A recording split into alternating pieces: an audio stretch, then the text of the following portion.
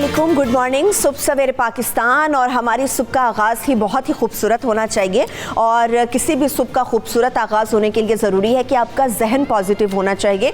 और जहन पॉजिटिव तभी होता है जब आप हासिल दिमाग होते हैं, वक्त पर सोते हैं, वक्त पर उठ जाते हैं और इसके साथ साथ बहुत ज़्यादा एक्टिव होते हैं, अपनी लाइफ में कुछ अपने लाइफस्टाइल में ऐसी चेंजिंग्स रखते हैं जिसकी वजह से आप सारा दिन एक्टिव रहते हैं, आपका दिमाग सारा दिन हाजिर रहता है। तो इससे तो खूबसूरत सुबह कोई और हो ही नहीं सकती। तो किसी भी खूबसूरत सुबह का आगाज़ इसी तरह से किया जा सकता है जब आप प्रॉपर तरीके से अपनी नींद पूरी करते हैं और नींद पूरी करने के बाद जब आप सुबह उठते हैं, जॉगिंग पे जाते हैं, एक्सरसाइज करते हैं, नमाज की अदायगी आप करते हैं और उसके बाद फिर आप सोचते हैं कि भाई अब हमें ऑफिस जाना है। तो जब भी आप ऑफिस जाएँ, आप स्कूल, कॉलेज, यूनिवर्सिटी, किसी भी फील्ड से आप ताल्लुक़ रखते हैं, वहाँ पर जाएँ कंसर्न जगह पर, तो आप हाजिर दिमाग हों। आप अपनी अगर स्टडी की बात करें तो आपके लिए स्टडी के दौरान जो है हाजिर दिमाग होना बहुत ज़्यादा ज़रूरी होता है। आपके लिए नोट्स बनाना और फिर हाजिर दिमाग होना बहुत ज़्यादा ज़रूरी होता है। कुछ बच्चे हैं जो टाइम पर नहीं सोते या टाइम पर नहीं जागते और उनकी रूटीन टोटल डिस्टर्ब होती है, उसके बाद उनका हाजिर दिमाग होना कभी भी नहीं बनता। वो बिल्कुल गायब दिमाग के साथ या तो अपने क्लासरूम में मौजूद होते हैं या वो लोग जो कि जॉब करते हैं गायब दिमाग के साथ वो अपने ऑफिस टेबल के करीब मौजूद होते हैं, ऑफिस चेयर पर मौजूद होते हैं और उनको समझ नहीं आ रही होती कि इस पूरे दिन में यानी 8 से 10 घंटे की ड्यूटी आवर्स में हमने करना क्या है। तो हाजिर दिमागी आपके लिए बड़ी ज़रूरी होती है। उसके लिए ज़रूरी होता है कि आपकी नींद पूरी होनी चाहिए, उसके लिए ज़रूरी होता है कि आपका एक्टिव होना चाहिए और उसके लिए ज़्यादा ज़रूरी होता है कि आप वो तमाम चीज़ों से अपने आप को दूर रखें जिसकी वजह से आपको लगता है कि शायद इसकी वजह से आप गायब दिमाग रह सकते हैं। तो कोशिश कीजिए आज की सुबह सवेरे पाकिस्तान की जो अच्छी बात है कि अपने आप को हाजिर दिमाग रखिए ताकि आप आगे बढ़ सकें मेहनत और लगन के साथ। मगर इसके साथ साथ हाजिर दिमागी में सबसे अच्छी चीज़ ये होती है कि आपको सारे दिन की डिटेल भी पता होनी चाहिए और हमारी सुबह सवेरे पाकिस्तान की कोशिश होती है कि आज पूरे दिन की डिटेल और ज़बरदस्त किस्म की चीज़ें आपके साथ शेयर करें, जिसमें सबसे इंपॉर्टेंट होता है वेदर, मौसम की सूरत हाल शेयर करना बहुत ज़्यादा ज़रूरी है कि मौसम कैसा है, मौसम की करवट कैसी रहेगी। और मौसम में आपके साथ शेयर कर लेती हूँ, मगर इसके पहले आपके साथ मौसम में शेयर करूँ। आपने देखा होगा कराची शहर में एक मरतबा फिर से ज़ोरों की बारिश हुई है, तेज़ हवा चलती रही है और अनफॉर्चुनेटली बड़े अफसोस के साथ वही सूरत हाल या शायद उससे भी ज़्यादा वर्स्ट किस्म की सिचुएशन हमें इस बार फिर कराची शहर में देखने को मिली है। हालांकि बहुत ज़्यादा दावे किए गए, चाहे वो किसी भी पार्टी के लीडर्स हों या फिर कोई भी इदारा हो या फिर किसी भी फील्ड से ताल्लुक़ रखने वाले लोग थे, जी कराची को हम बड़ा ज़बरदस्त कर देंगे और अभी पहली बारिश हुई है, सबक सीख लिया जाएगा। फिर आपको याद है सेकेंड स्पेल भी आया और उसके बाद ये कल रात और कल जो बारिश होती रही है कराची शहर के अंदर, वही मनाजिर हैं और मैं तो कहूँगी शायद इससे भी ज़्यादा बुरे हैं क्योंकि अभी तक वहाँ पर गंदगी वैसे ही पड़ी हुई है, आलाइशें मुख्तलिफ जगहों पर वैसे ही पड़ी हुई हैं, सूरत हाल काफ़ी गंभीर है। इस पर मैं बात करूंगी, मगर इससे पहले मैं लाहौर शहर का मौसम आपके साथ शेयर कर लेती हूं क्योंकि लाहौर में इस वक्त कम से कम दर्जा हरारत रहेगा 27 और मैक्सिमम 38 डिग्री सेंटीग्रेड होने का इम्कान है, जबकि दिन भर मौसम भी गर्म रहेगा। गर्मी सिर्फ लाहौर शहर में नहीं पड़ने वाली क्योंकि गर्मी आज सारा दिन इस्लामाबाद शहर में भी हमें देखने को मिलेगी क्योंकि इस्लामाबाद में कम से कम दर्जा हरारत रहेगा 26 और मैक्सिमम 36 डिग्री होने का इम्कान है। कराची की कंप्लीट डिटेल्स तो मैं आपके साथ शेयर करूंगी, मगर जो अभी सारा दिन मौसम की सूरत हाल रहेगी उसमें ये सूरत हाल है कि कम से कम दर्जा हरारत तो 27 रहेगा मगर ज़्यादा से ज़्यादा 29 डिग्री सेंटीग्रेड होने का इम्कान है। और गर्मी जो है फूलों को फिर से मुरझाने वाली है क्योंकि पेशावर में भी दर्जा हरारत की सूरत हाल ऐसी है क्योंकि कम से कम दर्जा हरारत तो 28 रहेगा मगर मैक्सिमम 39 डिग्री सेंटीग्रेड होने का इम्कान है।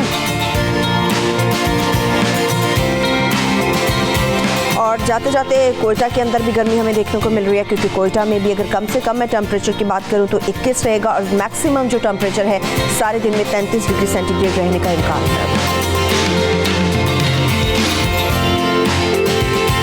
अभी जो मैंने आपके साथ कराची की सिचुएशन शेयर की थी कि कराची के वही बुरे हालात हैं, उससे भी ज़्यादा बदतर हालात हैं। मुख्तलिफ शहर में ऐसी सड़कें जो मुकम्मल तौर पे डूब चुकी हैं और कई घरों की छतें क्योंकि तेज़ हवा बहुत ज़्यादा चल रही थी वो भी बहुत ज़्यादा मुतासिर हुई हैं और अभी तक कचरा भी वैसे, गंदगी भी वैसे ही है, कोई वहाँ पर पुरसाने हाल नहीं है कराची के वासियों का। मगर इसके साथ साथ 3 अफराद की हलाकतों की भी इत्तलात हैं। अभी मज़ीद वहाँ पर क्या ताज़ा तरीन सूरत हाल है उसके लिए हमारे साथ कराची से हमारे नुमाइंदा फ़याज़ यूनुस मौजूद है, उनसे बात कर लेते हैं। फ़याज़, कल शाम और रात में जो बारिश हुई है उसके बाद जो बदतरीन किस्म की सूरत हाल तो हमें मुख्तलिफ किस्म के फुटेजेस में मिल रही है, मगर आप चूंकि खुद कराची शहर के अंदर मौजूद हैं तो इस वक्त वहाँ पर ताज़ा तरीन सूरत हाल क्या है? देखिए, बिल्कुल कराची में कल रात से ही बारिश हो रही है। इस वक्त भी हम देख रहे हैं कि हम कयूमाबाद पर मौजूद हैं। दोबारा बूंदाबांदी का सिलसिला शुरू हो चुका है। कराची में कल बारिश सबसे ज़्यादा जो है ज़िला सेंट्रल में हुई, जिसके बाद मुख्तलिफ शहरों पर पानी जमा हो गया और अभी भी हम देख रहे हैं कि मुख्तलिफ शहरों पर जो पानी जमा है उसकी नक्कासी का अमल ताहाल शुरू नहीं किया जा सका। रेन एमरजेंसी नाफिज की गई थी। मेयर कराची और वज़ीर बल्दियात की जानिब से बुलंदोबांग दावे किए गए थे कि हैवी मशीनरी को जिस मकामात पर पानी जमा होता है वहाँ पर तैनात कर दिया गया और हैवी मशीनरी की मदद से फौरी तौर पर पानी की नक्कासी का अमल शुरू कर दिया जाएगा। लेकिन अभी तक किसी भी मकाम से पानी नहीं निकाला गया। अगर हम बात करें नॉर्थ कराची, न्यू नाजबाबाद, नागढ़ चुरंगी, तमाम मकामात इस वक्त ज़िला सेंट्रल में पानी मौजूद है। लोग काफ़ी ज़्यादा परेशान हैं। अहम शाहराहों पर पानी जमा होने से ट्रैफिक की जो आमदोरफ्त है काफ़ी ज़्यादा मुतासिर हो रही है। कराची के शहरी कहते हैं कि जो नालों से कचरा निकाला गया था अभी तक वो ठिकाने नहीं लगाया गया, जिसकी वजह से अब तापुन मज़ीद फैल रहा है। वो कहते हैं पहले हम मक्खियों से परेशान थे, अब मक्खियों के साथ साथ इस वक्त बदबू भी आ रही है, जिसकी वजह से वो कहते हैं कि काफ़ी ज़्यादा हमें मुश्किलात पेश आ रही हैं। इस वक्त मैं मौजूद हूँ कयूमाबाद पर। आप देख सकते हैं कि सुबह का वक्त है जब लोग अपने दफ्तर के लिए निकल रहे हैं, लेकिन पानी जमा होने की वजह से उनके कपड़े भी ख़राब हो रहे हैं। ख़ासतौर पर जो मोटरसाइकिल सवार अफराद हैं उनकी मोटरसाइकिलें भी ख़राब हो रही हैं, गाड़ियाँ भी यहाँ पर ख़राब हो रही हैं। लोगों की यही कोशिश है कि जल्द अज जल्द अपनी मंजिल की तरफ पहुँच सके, लेकिन ये पानी है कि इतनी ज़्यादा तादाद में यहाँ पर जमा हो चुका है। ताहाल इसकी नक्कासी का भी अमल शुरू नहीं किया जा सका। नक्कासी का अमल तो शुरू नहीं हो सका। फयाज, हम देख रहे हैं जिस सड़क पे आप भी मौजूद है बड़ी बुरी सूरत हाल है वहाँ पर। कौन कौन से ऐसे एरियाज हैं कराची के जहाँ पर बारिश बहुत ज़्यादा शदीद हुई है? आज भी सारा दिन वहाँ पर बारिश का इम्कान है और कितनी अभी अब तक ज़्यादा से ज़्यादा बारिश जो है कितने मिलीमीटर रिकॉर्ड की गई है? देखिए, सबसे ज़्यादा जो बारिश रिकॉर्ड की गई है वो नॉर्थ कराची, न्यू कराची की तरफ रिकॉर्ड की गई है, गुलशन हदीद में हुई है, जिसके बाद इन तमाम तर इलाकों की भी जो है अबतर सूरत हाल है। पानी ताहाल मौजूद है और आज भी महकमा मौसमियात की जानिब से कहा जा रहा है कि बूंदाबांदी और बारिश का सिलसिला जो है आज भी चलता रहेगा। लेकिन इस वक्त भी हम देख रहे हैं कि बूंदाबांदी हो रही है और लेकिन जो महकमा मौसमियात की पेशन गोई के बावजूद जो हुकूमत सिंध और मेयर कराची की जानिब से कोई ऐसे इंतजाम नहीं किए गए ताकि कराची के शहरी जो है इस बारिश को जो है बरान रहमत को एंजॉय कर सके। वो कहते हैं कि आज भी हमें यही खदशात मौजूद हैं कि अगर ये शाम तक ये बारिश का सिलसिला चलता रहा तो बदतरीन ट्रैफिक जाम होगा, क्योंकि कल हमने देखा कि जैसी बारिश का सिलसिला शुरू हुआ तो उसके बाद शाहरा फैसल समेत कराची की तमाम अहम शाहराओं पर जो है पानी शाहरा फैसल तो बहुत ज़्यादा मसरूफ शाहरा है और यहाँ पर ट्रैफिक भी बहुत ज़्यादा जाम हो जाता है अगर इस किस्म की सिचुएशन पैदा हो जाती है। हुकूमत ने पहले तो फर्स्ट पहल आया, सेकंड आया, उसमें बड़े दावे किए मौजूदा जो हुकूमत है सूबाई की जी बड़ा काम हो रहा है, करने जा रहे हैं हम लोग, लेकिन अभी क्या हुकूमत की तरफ से या एडमिनिस्ट्रेशन की तरफ से कोई आपको ऐसी मशीनरी नजर आई जो कि वाकई शहर के अंदर काम कर रही हो? और बच्चों का भी बताएं, बच्चों के तो स्कूल खुल गए हैं, बच्चे स्कूल में कैसे जा रहे हैं? देखिए, आज बच्चों के लिए काफ़ी ज़्यादा अच्छा दिन है, क्योंकि कल जैसे ही बारिश की पेशन गोई हुई थी तो उसके बाद जो है बच्चों के स्कूल बंद कर दिए गए थे और यही कहा गया था कि आज उनके लिए छुट्टी है। तो आज बच्चे जो है खुशकिस्मती से अपने घरों में अपने वालिदैन के साथ है, लेकिन वो भी कुछ लोगों का जो है मज़ा बच्चों का किरकिरा हो रहा है, क्योंकि के इलेक्ट्रिक की जानिब से जो काफ़ी इलाकों के फीडर शिफ्ट हो चुके थे उनको ताहाल बहाल नहीं किया जा सका। कराची के शहरी कहते हैं कि अगर इसी तरीके का मौसम खुशगवार रहा तो वो कहते हैं कि रोडों पर पानी जमा नहीं होता तो हम अपनी फैमिली, अपने बच्चों के साथ सीवी और दीगर मकामात का रुख करते, वहाँ पर इस ठंडे माहौल में हम अपने बच्चों के साथ जो है नाश्ता भी करते और इंजॉय भी करते। ठीक है, thank you so much Fayaz Younus, आप हमारे साथ मौजूद थे। कराची के अंदर जो वर्स्ट किस्म की शिना है डेफिनेटली उसे आप हमें अपडेट कर रहे थे, मगर बच्चों के लिए इससे मैं यहीं पर इस चीज़ को ख़त्म करूँगी, क्योंकि बच्चों के लिए तो शायद बड़ा अच्छा टाइम होगा कि आज उनका स्कूल बंद है, मगर वहाँ पर मौजूद जो सूबाई हुकूमत है या फिर इंतज़ामिया उनके लिए बड़ा शर्मनाक दिन है कि कल जब पेशन गोई की गई कि बारिश होगी और उसके बाद बच्चों के स्कूल्स की तरफ से स्कूल को बंद कर दिया गया। इससे बड़ी शर्म की बात कोई भी सूबाई हुकूमत के लिए नहीं हो सकती।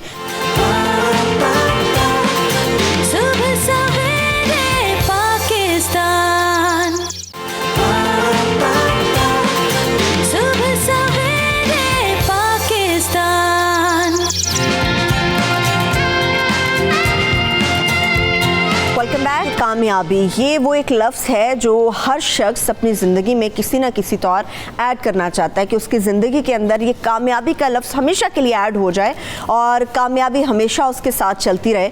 बहुत सारे लोग इस बात का शिकवा भी करते नज़र आते हैं कि शायद जी हमने मेहनत बड़ी की है मगर कामयाबी नहीं मिली, फ़लाने की किस्मत बहुत अच्छी है। कहते हैं एक आ जाता है कि किस्मत आप लिखवा कर आते हैं, एक आ जाता है कि जी किस्मत आप अपनी खुद बनाते हैं। जब एक शख्स मेहनत कर रहा है तो फिर उसकी किस्मत क्यों नहीं बन पाती और उसकी किस्मत के अंदर कामयाबी का अमल दखल क्यों नहीं हो पाता? ये वो एक साइंस है जिसे समझना भी ज़रूरी है, या शायद ये इतनी ही सिंपल बात है हम लोगों ने इसको साइंस बना दिया है। तो ये साइंस है या नहीं है, या क्या अमल दखल होता है आपकी ज़िंदगी के अंदर कामयाबी का? तो उस पर बात करने के लिए मोटिवेशनल स्पीकर हैं कासिम अली शाह साहब। बहुत शुक्रिया कासिम साहब, आपने हमें ज्वाइन किया। अच्छा कासिम अली शाह साहब, मैंने जिस तरह से बात की, ये कामयाबी एक साइंस है, मेहनत है, किस्मत है, क्या है ये कामयाबी? बहुत बहुत शुक्रिया जी। देखिए, कामयाबी का कोई कुलिया नहीं है, यानी जो भी कहता है स्पीकर के, ट्रेनर के, मैं कहूँगा कोई कुलिया नहीं है। अच्छा। बंदा बदल जाए, हर बंदे की कहानी मुख्तलिफ है, हर बंदे की दास्तान मुख्तलिफ है। और सेल्फ हेल्प लिटरेचर पे, यानी जो मेरी फील्ड है, उस पर जितना क्रिटिसिज्म है कि जी ये फार्मूले बताते हैं, दरअसल जितनी किताबें जो कामयाबी के मौजू पे लिखी गई हैं वो थ्योरीज़ हैं, अंदाजे हैं, एक्यूरेट नहीं है। कामयाबी के कोई न्यूटन के कवानीन नहीं है कि एक्शन का रिएक्शन होगा। अल्लाह का निज़ाम ऐसा है, आप जब मसला जबरो कदर को पढ़ते हो, अब ये एक टेक्निकल टर्म है, हाँ, जबरो कदर। जबरो कदर का जो मसला है, इसको आप जो कह लीजिए आपकी लक और एफर्ट, इस पे जो इस्लामिक सारी थियोलॉजी वो बड़ी क्लियर है। अल्लाह कहता है कि तुम कोशिश करते हो तुम्हें मिलता है, इसमें कोई दूसरी राय नहीं। अल्लाह कहता है बाज़ औक़ात तुम कोशिश करते हो और वो तुम्हारे लिए मुनासिब नहीं होता, मैं तुम्हें देता ही नहीं, वो अच्छा नहीं होता। हाँ। तुम ख्वाहिश कर रहे होते हो, वो ख्वाहिश का अंजाम अच्छा नहीं होता, मैं तुम्हें नहीं देता। यानी तुम तमन्ना कर रहे हो, तुम तड़प रहे हो, तुम मांग रहे हो, लेकिन उस ख्वाहिश का अंजाम अच्छा नहीं है। सो उस मेहनत का फल मैं नहीं देता, लेकिन सिला कहीं रखता ज़रूर हूँ। अल्लाह के निज़ाम में कहीं वो मेहनत सेव कर ली जाती है। बाज़ औक़ात ये होता है कि आपकी कोई कोशिश नहीं होती और चीज़ें मिल जाती हैं, आपको बड़ी चीज़ें एज ग्रांटेड मिल रही होती हैं जिसमें आपकी कोई एफर्ट नहीं है। मिसाल लीजिए, कुछ लोग पैदाइशी खूबसूरत हैं, उनकी आवाज़ अच्छी है, अल्लाह ताला ने कोई टैलेंट उनमें दिया, एनर्जी है, अब उनमें उनने कोई कोशिश नहीं की। कुछ लोग ज़हीन बड़े होते हैं, कुछ लोगों की ऑब्जर्वेशन बड़ी अच्छी होती है, कुछ में पेंटिंग की बड़ी शानदार एक टैलेंट पाया जाता है, यानी आप माँ के पेट से कुछ लेकर आते हैं, कोई भी ऐसे नहीं आया। एक बड़ा शानदार राइटर था, रशियन राइटर था, उसका नाम था रसूल हमजा तोफ। उसकी किताब थी मेरा दागिस्तान। मैं इस किताब का दीवाना हुआ जब मैंने मुस्तनसर हुसैन तारड़ साहब का यंग एज में, बच्चा था, इंटरव्यू पढ़ा। उनसे किसी ने पूछा जी आपकी पसंदीदा किताब, उनका जी रसूल हमजा तोफ की किताब मेरा दागिस्तान। मेरा दागिस्तान का जो राइटर है रसूल हमजा तोफ, उसको कोई रुक्का भेजता है, अच्छा, उसका कज़न अपने बच्चे के साथ, यानी उसका भतीजा आता है रुक्का लेके कि ये सिफारिश है ज़रा देख लीजिए। अच्छा, उस रुक्के पे लिखा होता है हाँ। कि भाई मेरे इस बेटे को भी शायर बना दो।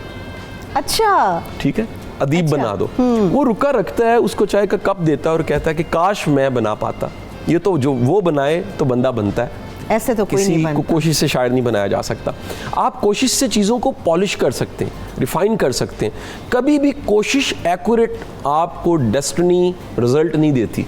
कोशिश एक चीज़ है जो इख्तियार का दायरा है। इख्तियार के दायरे के बाद एक अल्लाह का अपना निज़ाम है, अल्लाह का एक अपना कर्म है। वो जो कर्म का दायरा है वो होता है तो वो चीज़ें पूरी हो जाती हैं। हम सब के सब इंसान लिमिटेड इंफॉर्मेशन, लिमिटेड नॉलेज की वजह से समझते हैं कि मेरी ख्वाहिश पूरी हो तो कामयाबी है। सही। अगर आप अल्लाह की मंशा को समझें तो पता लगता है कि ख्वाहिश का पूरा होना भी कामयाबी है, वो ना माने तब भी ये कामयाबी है। अच्छा, नहीं, कासिम साहब ये भी कहते हैं जी किस्मत का बड़ा अमल दखल आपके अपने हाथ के अंदर होता है। अब एक शख्स है जो अपनी फील्ड में ताल्लुक भी नहीं रखता, मगर वो किसी ऑपोजिट फील्ड में काम भी कर रहा है, मेहनत भी नहीं करता, आगे भी बढ़ जाता है, और फिर जब आसपास के लोग कहते हैं कि यार इसकी लक तो बहुत ही अच्छी है, बड़ा कामयाब होता जा रहा है, तो इसमें दूसरे की मेहनत कितनी रायगां जाती है और जो मेहनत नहीं कर रहा वो कितना सक्सेसफुल होता चला जा रहा है। अच्छा, आप देखेंगे इस तरह की जो कहानी है ना, वो एक आधा पीस होगा।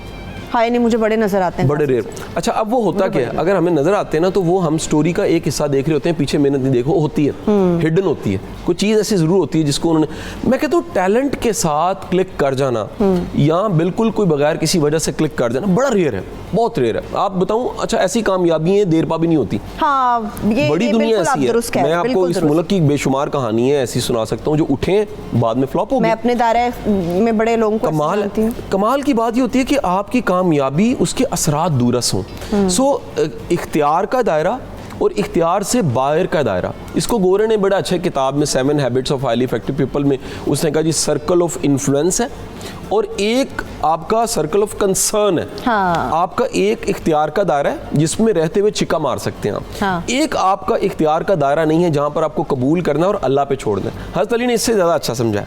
वो फरमाते हैं एक टांग उठा लो, ये तुम्हारा इख्तियार है। हाँ। दूसरी तुम नहीं उठा सकते, यहाँ तुम्हारा इख्तियार ख़त्म, यहाँ पर अल्लाह की मर्जी शुरू हो जाती है। सो आप अपनी ज़िंदगी में जो करते हैं मिलता है, नहीं मिलता तब भी कहीं सेव हो जाता है। कुदरत कहीं ना कहीं उस मेहनत को रिटर्न करती है, दुनिया या आखिरत में कहीं रिटर्न कर। बिल्कुल। हमारे साथ कॉलर्स भी मौजूद है। बुशरा मेरी बहन हमारे साथ मौजूद है, पहले उनसे बात करते हैं। जी बुशरा, कासिम साहब से क्या जानना चाहेंगी आप? अस्सलाम वालेकुम जी। वालेकुम अस्सलाम। मैं बस यही बताना भी चाहती हूँ और एक सवाल भी इनसे है कि वाकई किस्मत में, कामयाबी में किस्मत बहुत रोल अदा करती है। क्योंकि जब मेरी पढ़ाई स्टार्ट हुई थी तो बिल्कुल 10 साल की उम्र में मुझे बैकबोन प्रॉब्लम हो गया, लेकिन मैंने अपनी पढ़ाई छोड़ी नहीं। तो मैट्रिक में एक हादसे में मेरी एक आंख ज़ाया हो गई, लेकिन फिर भी मैंने कंटिन्यू रखा। एमए में जाके फाइनल ईयर के एग्ज़ाम में सिर्फ 1 मंथ रह गया था, दूसरा हादसा हुआ, उसमें मेरी दूसरी आंख ज़ाया हो गई। तो इससे मेरा वो हिसाब हो गया, लूडो के दाने वाला 99 पे जाके सांप ने टसा और फिर वहाँ जहाँ से शुरू किया था वहाँ पे आ गई। तो यहाँ मैं पूछना चाहूँगी इनसे कि चले मेरे हवाले से अगर कुछ आपके माइंड में जो कुछ आता है वो मुझे मोटिवेशन के लिए बता दें। मेरी बहन, इससे ज़्यादा मोटिवेशन आपकी बातों में दूसरों के लिए क्या होगी कि आप किसी भी हर्डल से टकराने की हिम्मत रखती हैं। थैंक यू, आपने कॉल की। कासिम साहब से जान लेते हैं। मिर्ज़ा इमरान भी हमारे साथ मौजूद हैं, उनसे बात करते हैं। जी मेरे भाई, आपका क्या सवाल है? मैम अस्सलाम वालेकुम। वालेकुम अस्सलाम। मैं बहुत परेशान हूँ। मैं जो भी काम शुरू करता हूँ ना, महीना डेढ़ करता हूँ, फिर मेरा दिल चल जाता है, समझ में नहीं आती। 3 मेरे बच्चे हैं और कोई भी किसी भी काम में जो है ना मैं आखिर तक नहीं जा सकता, कामयाबी नहीं होती। मुझे सीखने लगता हूँ तब भी महीने डेढ़ में मेरा दिल चल जाता है। करने लगता हूँ, ड्राइविंग करता हूँ, कोई भी करता हूँ, मुझे बस वैसे ही खौफ सा आ जाता है। अच्छा मेरे भाई, मुझे ये बताएं, दिल तो आपका किसी काम में नहीं लगता, आपने बताया कि आपका दिल उठ जाता है, तो कितने अरसे से आप ये खुद कोशिशें कर रहे हैं और कौन सा ऐसा काम है जिसको आपको लगता है कि आपने सबसे ज़्यादा टाइम इस काम को दिया मगर फिर भी नहीं हो सका वो? मुझे शौक था ड्राइविंग का, मैंने ड्राइविंग की है, 12-14 साल की है। अच्छा। और अब जो रोड के हालात हैं उनकी वजह से मैं थोड़ा सा बस उससे दिल चल गया मेरा। खराद का मैंने शुरू किया, उससे दिल चल गया। मैंने गेट जाली का शुरू किया, उससे दिल चल गया। यूं लगता है मेरे ऊपर बात करते हैं मेरे भाई, आप हमारा शो देखते रहे। अभी कासिम साहब से इसका हल भी जान लेते। थैंक यू, आपने कॉल की। खुरम भी हमारे साथ हैदराबाद से मौजूद है, उनसे बात करते हैं। जी खुरम, बात कीजिए। अस्सलाम वालेकुम। वालेकुम अस्सलाम। जी मेरा भाई से सवाल ये था कि जब सब चीज़ें किस्मत में ही लिखी होती हैं और लिखने वाला भी मालिक ही है, उसकी मर्जी है, जो चाहे लिख दे, तो यकीनन वो अच्छा ही लिखता है। तो जिस इंसान के लिए जो अच्छा होता है वही लिखता है। तो फिर इंसान, जब बहुत से लोग ऐसे भी होते हैं कि जिनको कुछ भी नहीं आता, लेकिन अल्लाह तबारक व तआला उनको दुनियावी नेमतें बेशुमार नवाज देता है, तो फिर आया कि हम कोशिश नहीं करें तो जब भी हमारी जो किस्मत में वो तो मिल जाएगा, तो मिलना है तो मिलेगा, तो फिर हमें कोशिश करने का फिर हमें क्या फायदा। ठीक है, ठीक है, अभी पूछ लेते हैं। थैंक यू खुरम, आपने हमें कॉल की।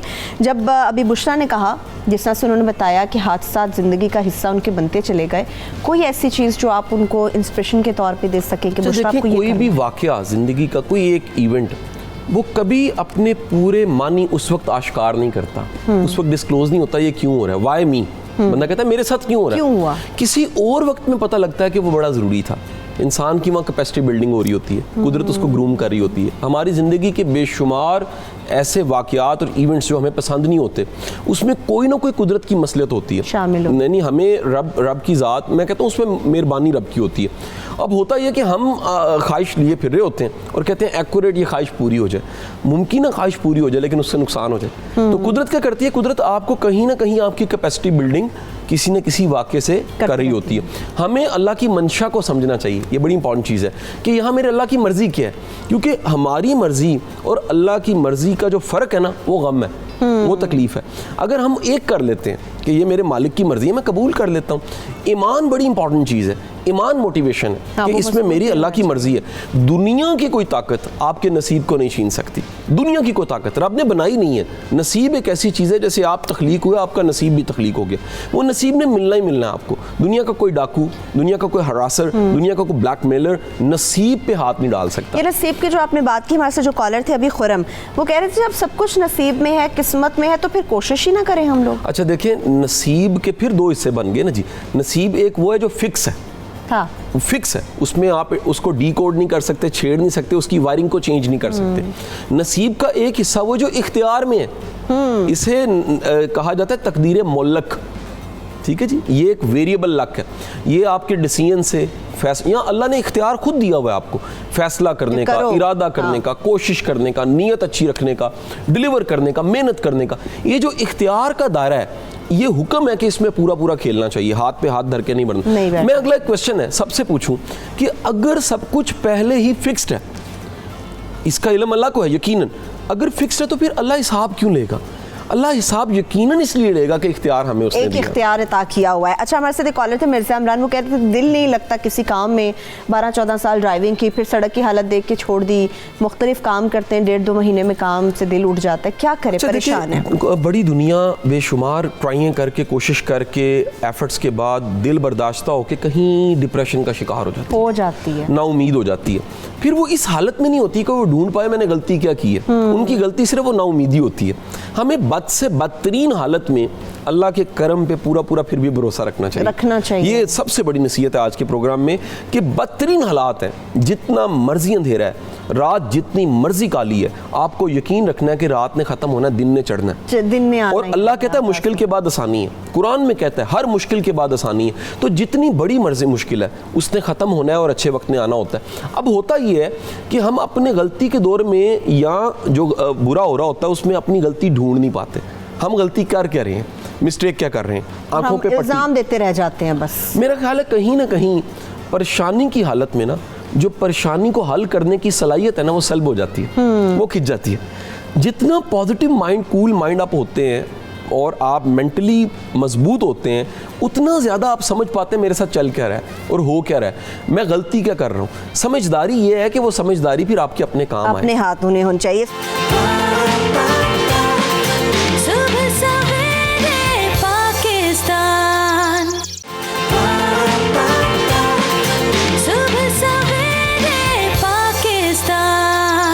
सोबिया हमारे साथ रावलपिंडी से मौजूद है, उनसे बात करते हैं। जी मेरे बहन सोबिया, बात कीजिए। हाँ जी, अस्सलाम वालेकुम। वालेकुम अस्सलाम। जी मेरा क्वेश्चन कसम अली शाह साहब से बड़ी मोटिवेशनल उनकी कन्वर्सेशन चल रही है, लेकिन क्वेश्चन मेरा फिर वहीं पे आ जाता है कि जब आप कामयाबी को कहीं क्लैप्स कर जाते हैं तो आपका ये होता है कि बैड आपकी गुमान चलना शुरू हो जाते हैं, कंपैरिजन दूसरे लोगों से चलना शुरू हो जाता है। तो आप फिर उस स्टेज पे आपको क्या करना चाहिए? हालांकि आप वहाँ पे ये भी सोच रहे होते हैं कि अल्लाह इज फॉर मी, लेकिन वो कहीं नज़र नहीं आ रहा होता या कहीं पे आपको थोड़ी सी भी कहीं से अच्छी अटेम्प्ट नहीं मिल रही होती, तो फिर वहाँ पे आपका ईमान कहाँ जाता है? ठीक है सोबिया, अभी जान लेते हैं। थैंक यू, आपने कॉल की। हमारे साथ सबा भी मौजूद है, उनसे बात करते हैं। जी सबा, आपका क्या सवाल है? वालेकुम अस्सलाम। सर बताइए, आप बहुत प्यारी लग रही है और मैंने कासिम अली शाह से बात करनी है प्लीज। जी कासिम साहब सुन रहे हैं, थैंक यू सो मच, आप बात कीजिए। अस्सलाम वालेकुम सर। मैं प्यारा नहीं लग रहा, मेरा पहला सवाल है। बहुत बड़ी फैन हूँ। नहीं, मैंने सिर्फ शो की तारीफ करनी है और मेरा कोई सवाल नहीं। मैं आपकी बहुत बड़ी फैन हूँ, आपकी बहुत ज्यादा सुनती हूँ। अच्छा, इसके अलावा कोई बात करेंगे सबा? नहीं, थैंक यू सो मच सबा, आपने हमें कॉल की। साथ हमारे साथ कॉलर मौजूद है, उनसे बात करते हैं। साथ आपका क्या सवाल है? अस्सलाम वालेकुम। वालेकुम अस्सलाम। जी कासिम अली शाह साहब से एक सवाल है, उससे ये पूछना चाह रहा हूँ कि अगर ज़िंदगी में हमें अपने फ्यूचर और पेरेंट्स में से किसी एक चीज़ को मुंतखब करना पड़े तो हमें किसे सोचना चाहिए, किसको हम प्रेफर करें? चलिए साथ ही पूछ लेते हैं। बहुत शुक्रिया, आपने हमें कॉल की। सोबिया थी रावलपिंडी से, तो कह रही थी अच्छा कासिम साहब, ये जो कंपैरिजन वाला मामला है ना, इसके ऊपर दिमाग कभी नहीं आता, एक हमारा कंपैरिजन हमें ले डूबता है। अच्छा जी, जो बंदा अपनी कामयाबी, अपनी अचीवमेंट, अपनी एफर्ट दुनिया के लिए कर रहा है, इसको मनवा दूँ, ये मान जाए, ये मुझे मान जाए, छोड़ दें। पहला कदम है खुद को माने। हाँ। अगर आपके दिल से आवाज़ आती है आप ठीक कर रहे हो, आपके ज़मीर से आवाज़ आती है, आपका ट्रैक ठीक है, आपका अल्लाह राज़ी है, डैम क्यों दुनिया को राज़ी नहीं आप कर सकते। दुनिया कभी राज़ी नहीं हो सकती, दुनिया किसी से भी आज तक मुकम्मल नहीं राज़ी हुई। होती। सो आपको तय करना है कि जो मैं कर सकता हूँ मैं वो करूँ, और जो मेरे इख्तियार में नहीं है मैं छोड़ूँ। दुनिया को दिखाना, कंपैरिजन करना, हाँ कंपैरिजन करें अपने कल के साथ, अपने माजी के साथ। मैं कल से कितना इम्प्रूव हूँ, मैंने कहाँ से शुरू किया और आज कहाँ पहुँचा। अच्छा एक बताऊँ, एक प्रॉब्लम है हमारी सोसाइटी की। हमारी सोसाइटी, उसका स्केल सिर्फ पैसा है मापने का, स्टेटस, पावर, पैसा। वो ये नहीं देखती कि कोई बंदा कहाँ से शुरू हुआ। आप आज यहाँ बैठे हो 92 पे और गुड मॉर्निंग कर रहे हो, आप अपनी पूरी कहानी लिखो तो किताब ना जाने मैंने कहाँ से शुरू किया। बिल्कुल आप सही कह रहे हैं, कितनी एफर्ट्स होती मैं हैं। आज यहाँ बैठा प्रोग्राम कर रहा हूँ, मैंने ट्यूशन से शुरू किया था। ट्यूशन से आगाज करके 4 बच्चों को पढ़ाने से आज मैं यहाँ तक पहुँच गया हूँ। ठीक है जी, बंदा कहे जी हम पैदा ही ऐसे तो नहीं हुए थे, ऐसे तो नहीं होता, पैदा हुए तो आगे एंकर हो गई, ऐसे तो नहीं हुआ। या मैं हुआ जी ट्रेनर आ गया, ऐसे तो नहीं हुआ ना जी। एक पूरी स्ट्रगल है, एफर्ट है। और हमें ये यकीन रखना चाहिए, हम सबको, ये नहीं आपके लिए मेरे लिए, हमारे सब सुनने वाले, जिस मालिक ने आज तक रिस्क दिया है ना, उसने कल कभी प्लान किया हो, उसके पास कल भी बड़े, उसने आपकी जुबान ने क्या क्या जायके चखे हैं और क्या क्या चखने हैं। मेरे अल्लाह का इतना कर्म होता है, जो दादों परदादों से राज़िक है वो आपका भी राज़िक है और आपके पोतों पड़पोतों का भी राज़िक है। ये जो फियर है ना, पता नहीं छिन जाएगा, ख़त्म हो जाएगा, नहीं होगा, ये लालच पैदा करता है। सही, ये फ्रस्ट्रेशन पैदा अच्छा कासिम साहब, यहाँ पे ख़वातीन और मर्दों दोनों का मैं बताती हूँ। ख़वातीन की अक्सरियत को ऐसा लगता है, या शायद वो ख़वातीन जो कामयाब नहीं हो पाती, उनको लगता है कि ख़वातीन की कामयाबी में उनकी खूबसूरती का बड़ा अमल दखल होता है, और मर्दों की ये लाइन होती है कि फ़लाने की शख्सियत बड़ी अट्रैक्टिव है, बड़ा वो कद काट में अच्छा है, ड्रेसिंग अच्छी करता है, बात अच्छी करता है, उसकी कामयाबी की वजह ये है। क्या वाकई ही ऐसा होता है? एक फैक्टर है, एक फैक्टर है जी। अल्टीमेट खूबसूरत इंसान को अपॉर्चुनिटी ज़्यादा मिलती हैं, वो 100 लोगों में पहचाना जाता है, लोग उससे उसकी तरफ माइल होना चाहते हैं, लोग उससे रब्ता करना चाहते हैं, लोग उसको अपने साथ जोड़ना चाहते हैं, लोग अपनी ज़िंदगी में उसको शामिल करना चाहते हैं। इस तरह काबिल या ज़हीन इंसान है, वो भी माशरे की ज़रूरत होता है, हर कोई उससे रब्ता करना, पावरफुल इंसान है, उसकी पावर, उसकी नीश, तो हर कोई उससे रब्ता करना चाहेगा। लेकिन ये सारे फैक्टर्स हैं, इनमें कोई भी एब्सोल्यूट नहीं है। मैं आपको मिसाल देता हूँ, बड़ी बड़ी खूबसूरत ऐसी बीवी हैं जिनके घर नहीं आज तक सेटल हुए। ये बिल्कुल ठीक है, मीडिया भरा पड़ा है, हम तो मीडिया में बैठे बात कर रहे हैं, लेकिन अपना घर बड़ी दुनिया ऐसी है जो 3-3 तलाक़ें हो चुकी हैं, खूबसूरती की इंतहा है, वजह क्या, एटीट्यूड ठीक नहीं है। एटीट्यूड की अपनी इंपॉर्टेंस है, उसके मुकाबले में कई ऐसे लोग हैं जो एवरेज है शक्ल सूरत में और वेल सेटल्ड है। रीज़न क्या है? एटीट्यूड ठीक है। मेरा ज़ाती ख्याल है कि कहीं एटीट्यूड का अमल दखल ज़्यादा है, रवैये का अमल दखल ज़्यादा है, पॉजिटिव होने का अमल दखल ज़्यादा है, अल्लाह पे भरोसे का अमल दखल ज़्यादा है। सो अगर ब्यूटी ही चाबी होती तो दुनिया की हर ब्यूटी क्वीन जो है वो उसकी हर मामले में फिर कामयाबी होती। अक्सर के घर नाकाम होते हैं। हमारे साथ जहांज़ेब भी दुबई से कॉलर मौजूद है, उनसे बात करते हैं। जी जहांज़ेब, क्या सवाल है आपका? अस्सलाम वालेकुम। वालेकुम अस्सलाम। माशाल्लाह, प्रोग्राम तो बहुत अच्छा है, शुक्रिया। और मेरा बात ये है कि ये लोग ज्यादा कहते हैं कि बेटी के साथ तकदीर बदल हो जाती है ना। अच्छा। और जो भी करता है वो अल्लाह करता है, सही है? बिल्कुल। जो अल्लाह आपके तकदीर में लिखता है वो देता है। और मैं पाकिस्तान में 10,000 कमाता था, अभी इधर दुबई में 1 लाख कमाता हूँ। ठीक है, मगर वो अल्लाह देता है ना। बेशक। मगर एक बात है कि लोग ज्यादा कहते हैं कि बेटी के साथ ये तकदीर बदल हो जाती है, कि ये सवाल है मेरा। ठीक है मेरे भाई, आपने ये तो सुना होगा कि मेरा रब जिससे खुश होता है उसके घर बेटी अता करता है। जहाँ तक बेटी के साथ तकदीर बदलने की बात है तो इस पे बात कर लेते हैं। थैंक यू, आपने कॉल की। उस्मा हमारे साथ मौजूद हैं, उनसे भी बात करते हैं। जी उस्मा, क्या बात करेंगी आप? वालेकुम अस्सलाम। सर, मैं कासिम साहब से बात करनी है, बड़ी अच्छी इनकी बड़ी फ़ैन हूँ, बड़े इंस्पिरेशनल स्पीकर हैं। जी वो सुन रहे हैं, आप बात कीजिए। हाँ जी सर, मुझे आपसे क्वेश्चन ये करना था कि अल्लाह का शुक्र है, मेरा तो अपने रब पे तवक्कल बहुत है। जैसे मर्जी मुश्किल हालात हो, अल्लाह ताला पे तवक्कल रखो, अल्लाह ताला निकाल देता है। लेकिन मकसद ये है कि बच्चे मेरे टीनेजर हैं, 1st ईयर में, 2nd ईयर में, 10th में, उनको जब हम ये बातें सिखाती हैं तो वो कहते हैं नहीं हमने ये किया था, अल्लाह ने सुनी नहीं। मेरा मतलब है हम उनको कैसे मोटिवेट करें कि बेटा जिस तरह मर्जी हो, आपको आपकी मेहनत का फल भी मिलेगा, अल्लाह पे तवक्कल रखो। तो आगे से डिफरेंट दलाइल देते हैं, नहीं तब मैंने मांगा था नहीं मिला, मेरे मार्क्स नहीं अच्छे आए, दिस एंड दैट। और प्लस हम उनको ये भी कहते हैं कि बेटा हम आपको ज़रूरियात की चीज़ें देते हैं, आपको कम्प्लेक्स में मुब्तला नहीं होना। तो लेकिन वो जब दूसरे बच्चों को देखते हैं तो हम उनको बताते हैं कि आप उनको कहो कि आपको इस चीज़ की ज़रूरत नहीं है। नहीं, उनके माँ बाप ने भी लेके दिया उनको, आप भी लेके दें। हम कहते हैं आपको मोबाइल्स की इस एज में टैब्स की इतनी ज़्यादा ज़रूरत नहीं है यूज़ करने की। तो बस आज का मैं ये पूछना चाह रही कि बच्चों को हम किस तरह मोटिवेट करें कि आप अपने आप में रहें, किसी कम्प्लेक्स में मुब्तला ना हो, अल्लाह पे तवक्कल रखें। ठीक है, थैंक यू उस्मा आपने कॉल की। ये जो मसला आपने बताया ना, जिसको भी अल्लाह ने औलाद की नेमत से अता की है ना, उनके घर में ये मसला बात करते हैं। इस पर मारिया भी हमारे साथ मौजूद है, उनसे भी बात कर लेते हैं। जी मारिया, क्या बात करेंगी आप? अस्सलाम वालेकुम। वालेकुम अस्सलाम। आप प्रोग्राम बहुत अच्छा है आपका, थैंक यू। कासिम भाई से बात करनी है। जी सुन रहे हैं, बात कीजिए। जी अस्सलाम वालेकुम। वालेकुम सलाम जी। भाई मेरा भाई है, मतलब उसने 5 to 6 जॉब्स किए हैं ना, तो हर जगह मतलब 1 month 1.5 month करके तो छोड़ देता है।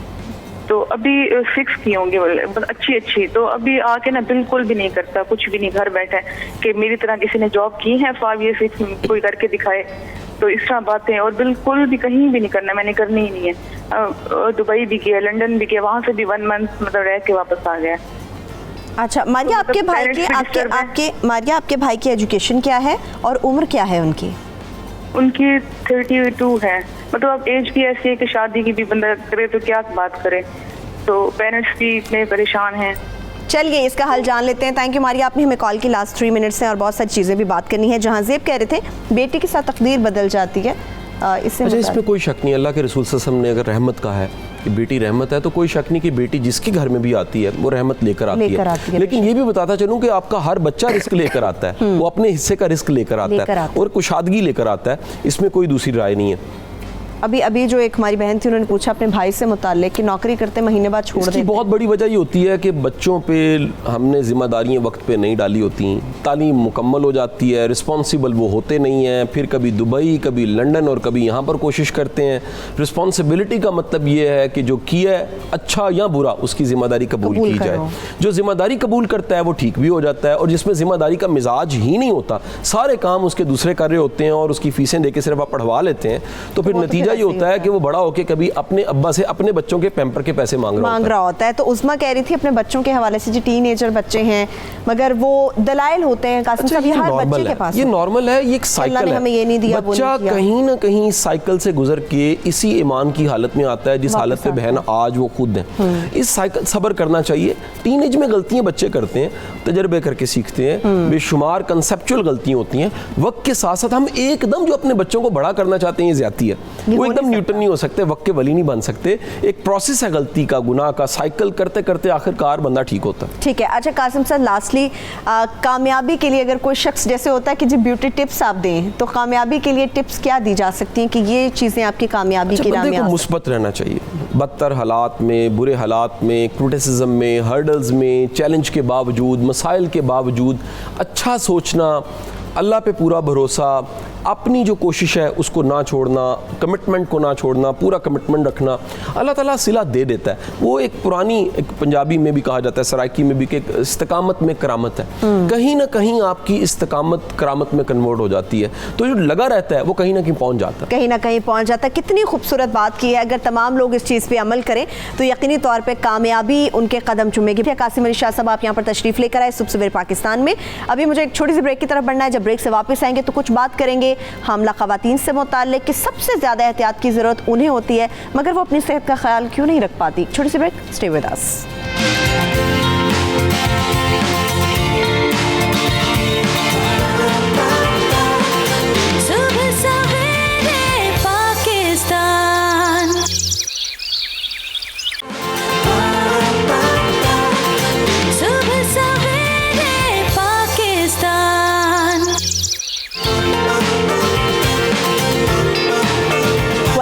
नायक, अभी जिस तरह से मैंने बात की थी कि हम उन ख़वातीन से मुताल्लिक़ ख़ास तौर पे बात करेंगे जो कि इस वक्त दौरान हमल हैं और हमल से गुज़र रही हैं, और हामला ख़वातीन का सबसे इम्पॉर्टेंट ये फ़ेज़ होता है जिसमें कहा जाता है कि 9 महीने तक आप अपना बहुत सारा ख्याल रखें, अच्छी से अच्छी डाइट लें, और इसके साथ साथ बहुत सारी ऐसी जगह जहाँ पर नानियाँ दादियाँ हमारी कहती हैं कि अवॉइड करें, इन जगहों से गुजरना नहीं चाहिए या फिर ये काम नहीं करने चाहिए।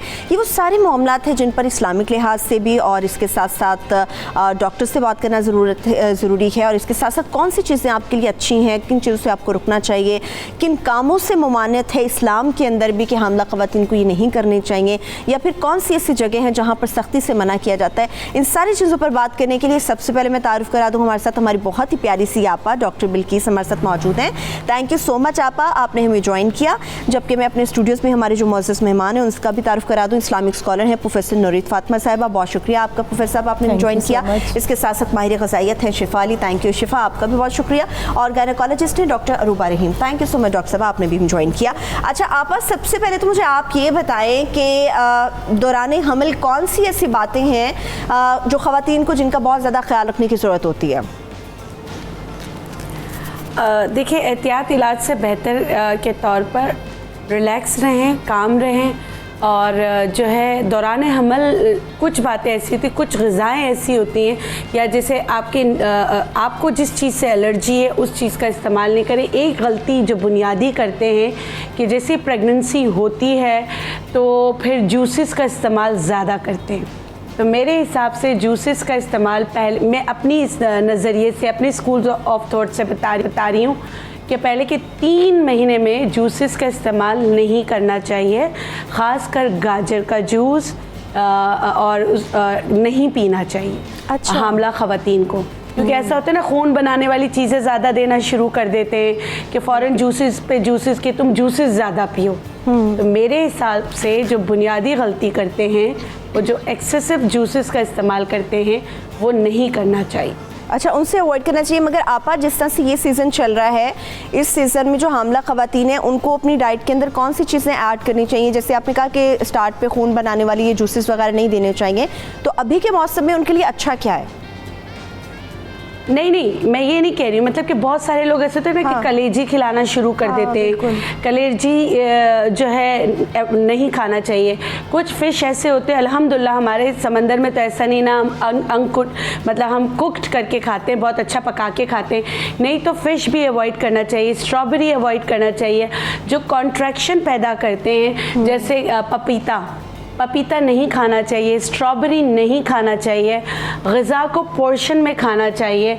और कुछ हमारी ख़वातीन अब ऐसी हो गई जो वेट नहीं बढ़ाना चाहती, वो कहती है हमारा वेट नहीं बढ़े। आप अगर प्रेग्नेंट है तो आप वेट की तरफ तवज्जो दे ही नहीं दे, आपका काम अब ये है कि आप अपने बच्चे की तरफ तवज्जो। कुछ को होता है जैसे वॉमिटिंग स्टार्ट हो जाती है, तो फिर वॉमिटिंग के लिए भी कुछ हर्बल रेमेडीज़ बहुत अच्छी हैं। जैसे सौंफ बहुत अच्छा है, लेकिन सौंफ का बहुत ज़्यादा इस्तेमाल आपको नुकसान पहुंचा सकता है। जैसे 1 टीस्पून से ज़्यादा पूरे दिन में आप नहीं खा सकते। तो ये छोटी छोटी चीज़ें हैं जिसकी एहतियात करनी चाहिए।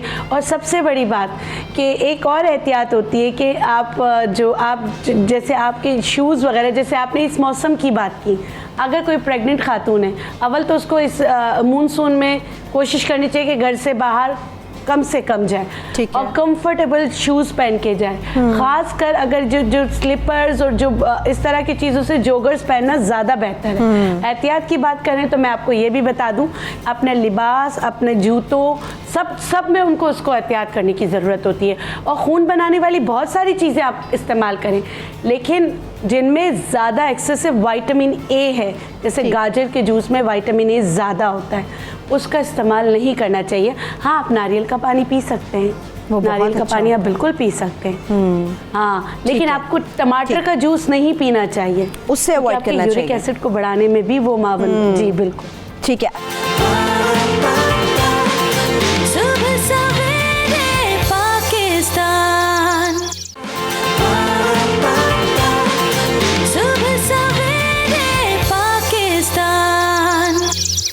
प्रोफेसर साहिबा, आप मुझे जिस तरह से आपा ने भी एहतियात की बात की, बहुत सारी चीज़ों में हम लोग एहतियात तो कर रहे होते हैं, जो भी दौरान हमल ख़वातीन एहतियात मुनासिब समझती हैं वो करती हैं, मगर एहतियात के साथ साथ बहुत सारी ऐसी जगहें होती हैं, कहा जाता है जिन हामला ख़वातीन को इन जगहों से नहीं गुजरना चाहिए या इस तरह की जगहों के हवाले से बात नहीं करनी चाहिए, कुछ ऐसी भी ममानियत है इस्लाम के अंदर? बहुत शुक्रिया सरवत। बिस्मिल्लाहिर्रहमानिर्रहीम। अल्लाहुम्मा सल्ली अला सय्यदिना व मौलाना मुहम्मद व अला आलिहि व सहबिहि व बारिक वसल्लम। सबसे पहले तो थैंक यू सो मच कि आपने मुझे बुलाया, और मैं आपको इस हवाले से भी बहुत अप्रिशिएट करना चाह रही थी कि ये वो टॉपिक है जिसके ऊपर मोस्टली बात नहीं होती। हमने अपनी शर्म व हया के मयारात ख़ुद बना लिए हैं। जिन टॉपिक्स पे हमें बात करनी चाहिए, अवेयरनेस लोगों को देनी चाहिए, हम खामखा से उनको जो है एक साइड पे रख के बैठ जाते हैं, शर्म का पहलू डाल देते हैं, शर्म का पहलू डाल देते हैं। और मॉर्निंग शो के अंदर इस तरह की जो बात है जो इस्लाह अहवाल उम्मत से मुतालिक है, कंग्रेचुलेशंस, आपको क्रेडिट जाता है। Thank you so much, thank you. दूसरी बात ये कि दो बुनियादी बातें हमें समझ लेनी चाहिए। हमने लास्ट टाइम भी एक प्रोग्राम के अंदर इस पर बात की थी। पहली बात तो ये कि इंसान बुनियादी तौर पर दो चीज़ों का मुरक्का है, जिस्म और रूह का। हम जब आलम अरवाह में थे हम सिर्फ रूह थे, जब मदर वॉम के अंदर आ गए अब यहाँ पर आप जिस्म और रूह के साथ परवरिश पा रहे हैं। आपने इस दुनिया में आना है जिस्म और रूह के साथ। जब आपकी रूह निकल जाएगी फिर आप नहीं रहेंगे, फिर आप मैयत हो जाएंगे। तो we are dealing with both body and soul. जब हम बॉडी एंड सोल की बात करते हैं तो उसमें दोनों रिस्पॉन्सिबल हैं, माँ भी और बाप भी। माँ को डायरेक्टली अल्लाह ताला ने ज़मीन पर खिलकत का एक ज़रिया, एक आला कार बनाया। मदर वॉम को अल्लाह ताला ने वो जगह बनाया, आमाजगा बनाया जहाँ बच्चे की परवरिश हो रही है। अब माँ ज़्यादा रिस्पॉन्सिबल है, चाहे जाए कि बाप भी उतना ही रिस्पॉन्सिबल है। मैं इसलिए बात कर रही हूँ कि बिल्किस आपा भी कुछ खुराक और खाने पीने और इस हवाले से डाइट की बात कर रही थी। तो इंसानी जिस्म के अंदर जब बच्चा मदर वॉम में भी होता है तब भी वो जो खातून जो खुराक खा रही है उसकी डायरेक्ट जो है असर उस बच्चे के ऊपर भी हो रहा है। मैं एक छोटा सा वाक़या बयान करूँगी, उसके बाद अपनी बात को जो है वो मैं आगे लेके चलूँगी। एक तसव्वुफ़ की हमारी किताबों के अंदर इस्लाह के हवाले से एक वाक़या ये लिखा जाता है कि इसका ताल्लुक़, इससे हमें ये समझना चाहिए कि इसका ताल्लुक़ आफ्टर मैरिज या आफ्टर प्रेगनेंसी नहीं है। वो जो एक फितरत सलीमा है वो शादी से पहले भी लड़के या लड़की के अंदर जो होती है वो बच्चे की शख्सियत पे असरअंदाज होती है। एक लड़की थी गरीब, वो कढ़ाई किया करती थी और बेचा करती थी, उससे गुज़र औक़ात करती थी। एक दिन उसके पास पैसे नहीं थे, गली में सेब बेचने वाला आया, उसका जी चाहा, उसने दरवाजे पे खड़े होकर उसको बुलाया। वो पास आया, उसने सेब देखे, उनकी रंगत देखी, दिल खुश हुआ, चाहा कि इसको खा ले, खुशबू सूंघी। करीब होकर उसने अपनी जो जिस कढ़ाई से सुई से वो कढ़ाई करती थी वो सुई उसने सेब के अंदर चुभोई और उसने चूस ली। अच्छा, सेब खरीद नहीं सकती थी, नहीं खरीदा, सेब वाला चला गया। शादी हो गई, शादी के बाद अल्लाह ने उसको बेटा दिया, बेटा बड़ा हुआ, गली में खेलने के काबिल हुआ।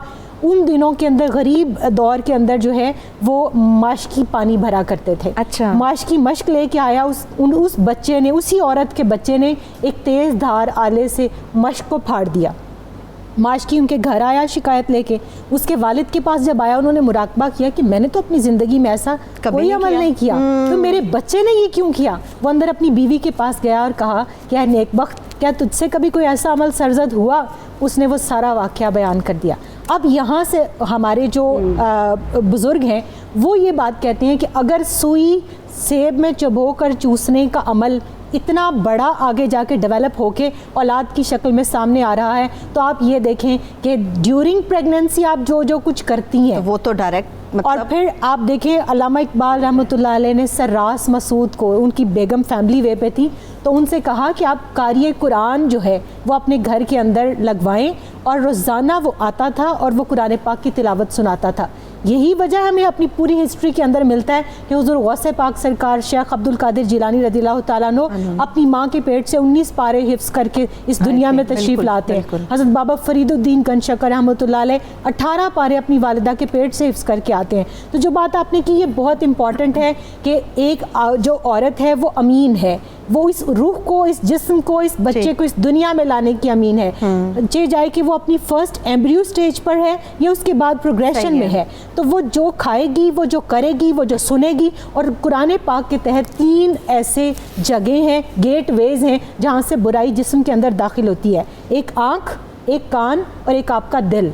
दिल वो जगह है जहाँ आँख और कान का देखा हुआ स्टोर होता है। यहाँ नियत, यहाँ ख्याल, यहाँ सोच, यहाँ अकीदा, यहाँ नजरिया परवान चढ़ता है। उसी अकीदे के ऊपर फिर आगे अमल, और अमल से फिर आगे किरदार बनता सब है। चीज़ें आ जाती हैं। अच्छा शिफा, आप मुझे ये बताइएगा कि हमल के दौरान अगर कहा जाए कि जी ये बेहतरीन खुराक है, मतलब स्टार्ट से पहले महीने से 9 महीने तक आपको लेनी चाहिए, तो बेहतरीन खुराक हमल के दौरान कौन सी होती है?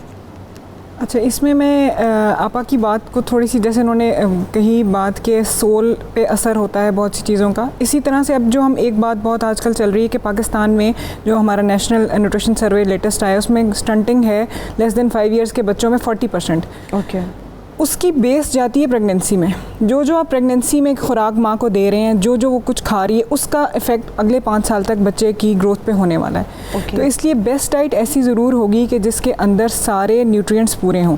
आमतौर पे होता ये है कि जब प्रेग्नेंट खातून हो जाती हैं तो उनके जहन में आता है कि अच्छा अब हम we can eat everything in almost quantity whatever we like, यानी ज़्यादा मकदार में खा सकते हैं, सब कुछ खा सकते हैं।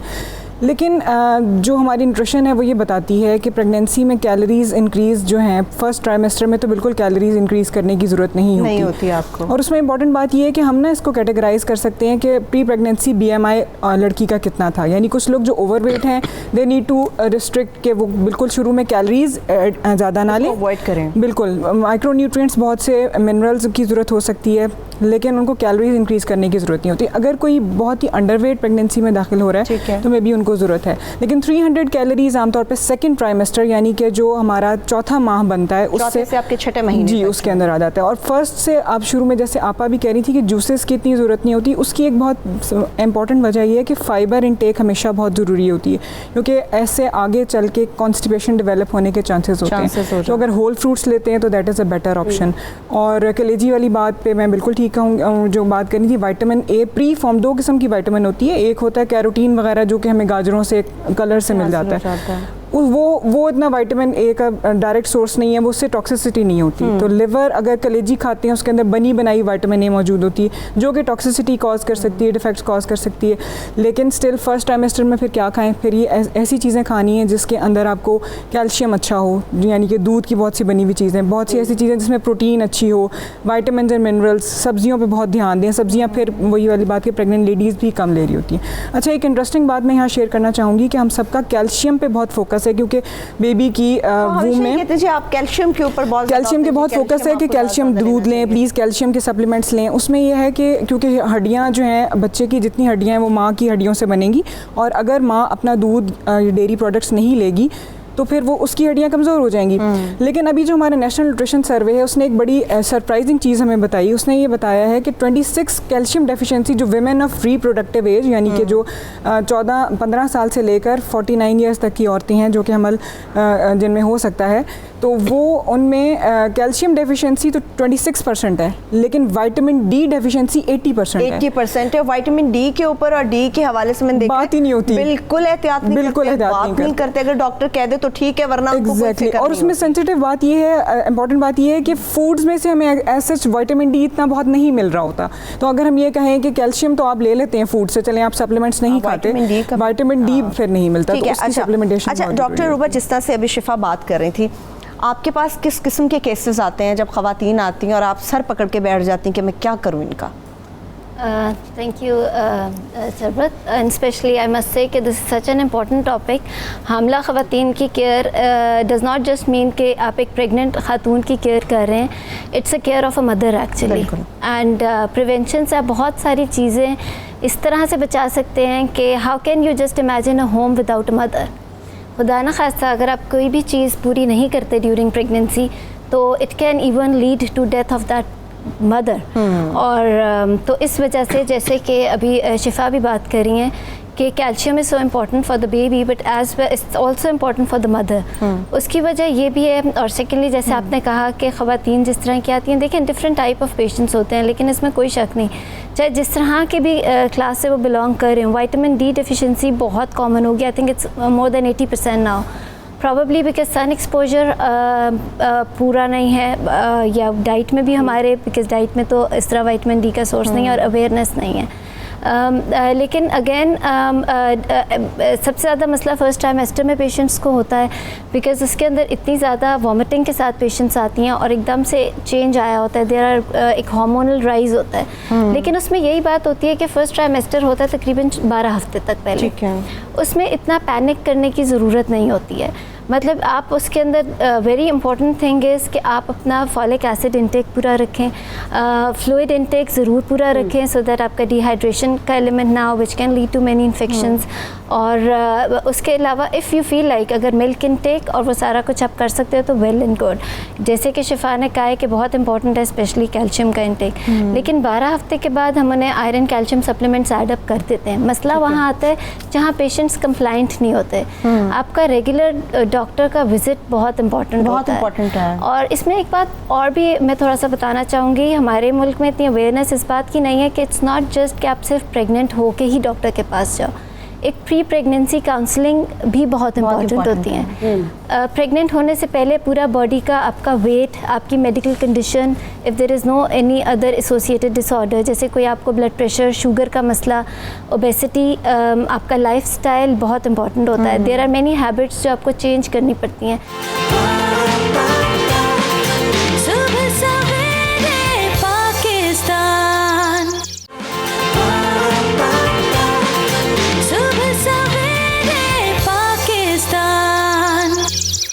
आपा, जिससे ये हेल्दी प्रेगनेंसी की बात हो रही है तो ये भी बड़ा कहा जाता है ये वाली खुराक खा लो, देसी घी खा लो, फलानी चीज़ खा लो, बच्चा बिल्कुल अच्छा पैदा होगा, नॉर्मल डिलीवरी हो जाएगी, सिजेरियन की तरफ नहीं जाओगी। ये वाकई कॉन्सेप्ट है कि आपकी डाइट अच्छी ना हो तो सिजेरियन हो जाता है, वरना देसी घी खाओ तो नॉर्मल बच्चा पैदा हो जाता है?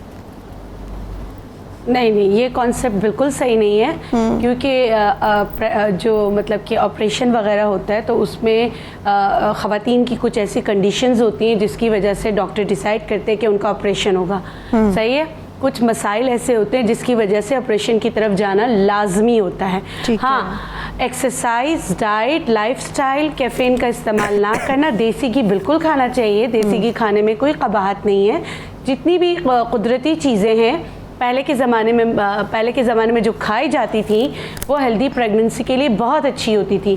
जैसे डॉक्टर साहबा ने कहा फोलेट का इस्तेमाल, फॉलिक एसिड का इस्तेमाल, तो नेचुरल फॉलिक एसिड खुबानी में बहुत है। तो अगर मतलब कि जो है अभी खुबानी आई हुई है और जो प्रेग्नेंट होना चाहती हैं वो भी ड्राई खुबानी का इस्तेमाल ज़्यादा किया करें, तिल का इस्तेमाल ज़्यादा किया करें। लेकिन ये वाली बात कि ना इस तरह करने से आपको नॉर्मल बच्चा होगा, इस तरह करने से आपका ऑपरेशन होगा, तो इसमें थोड़ा सा प्लीज़ आप लोग जो है फिर और जैसे विटामिन D3 की बात हुई, विटामिन D3 जो है एब्जॉर्प्शन गर्दन से होती है और उसके लिए आपको नेचुरोपैथी में कोई भी चीज़ आप जैसे बहुत सारे आप लोग देखें यूट्यूब पर देख के इस्तेमाल करते हैं कि 1 चम्मच ये डाल दें तो 3 दिन में विटामिन D3 सही हो जाएगा। ये वाली चीज़ें, ये मिथ है, ये ना कीजिए। ठीक है, इससे आपकी हड्डियों का दर्द सही हो जाता है, जिससे आप ये समझते हैं कि विटामिन D3 की एब्जॉर्प्शन अच्छी हो रही है।